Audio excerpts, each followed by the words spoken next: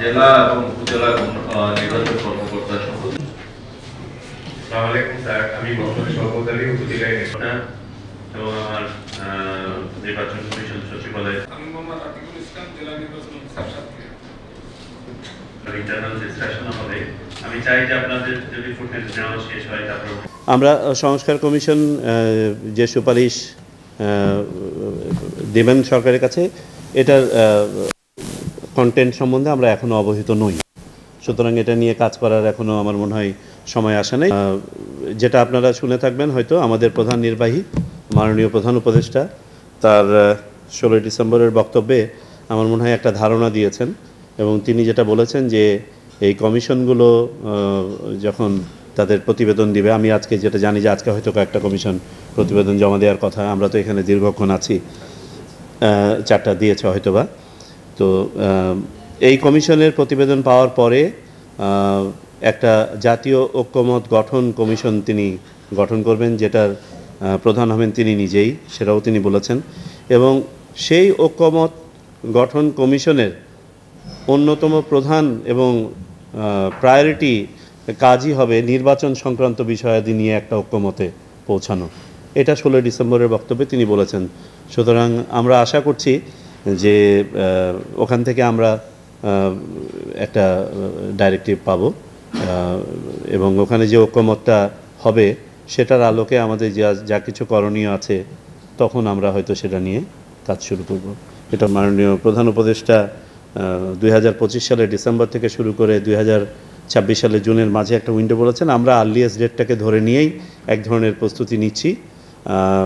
তবে তারপরেও যদি রাজনৈতিক মতৈক্য যেখানে গিয়ে দাঁড়াবে, আমরা সেই অনুযায়ী ইলেকশন করব। আর ইলেকশনের ডেটটা এই মুহূর্তে ইলেকশন কমিশনের হাতে নয়, এটা একটা পরিবর্তিত পরিস্থিতি। এখানে একটা পলিটিক্যাল কনসেনসাসের ব্যাপার আছে, সেটা হোক, তারপরে সেই অনুযায়ী আমরা কাজ করব। তবে বর্তমানে আমরা যেটা আমরা আমাদের মাননীয় প্রধান উপদেষ্টার বক্তব্য থেকে পেয়েছি, সেই অনুযায়ী আমাদের প্রস্তুতি এগিয়ে নিচ্ছি। এই কমিশনের প্রতিবেদন পাওয়ার পরে একটা জাতীয় ঐক্যমত গঠন কমিশন তিনি গঠন করবেন, যেটার প্রধান হবেন তিনি নিজেই, সেটাও তিনি বলেছেন।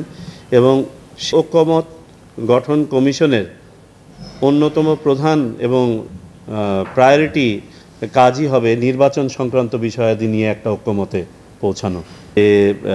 ওখান থেকে আমরা একটা ডাইরেক্টিভ পাবো, এবং ওখানে যে ঐক্যমতটা হবে সেটার আলোকে আমাদের যা কিছু করণীয় আছে তখন আমরা হয়তো সেটা নিয়ে কাজ শুরু করব।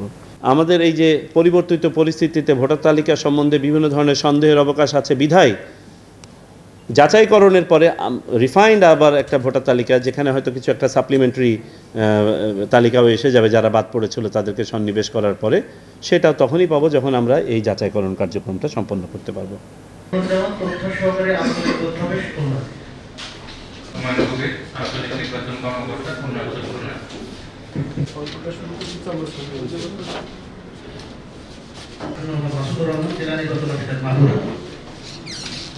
স্বাগত জানিয়ে আজকের এই মতবিনিময় সভা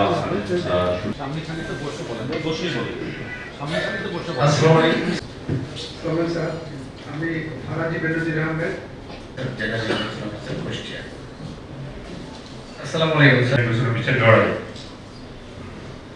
আসসালামু আলাইকুম স্যার, বশির রহমান, অতিরিক্ত নির্বাচন অফিসার ঝিনাইদহ। স্যার আমি মোহাম্মদ শরীফ রেজা, উপজেলা নির্বাচন অফিসার চৌগাছা।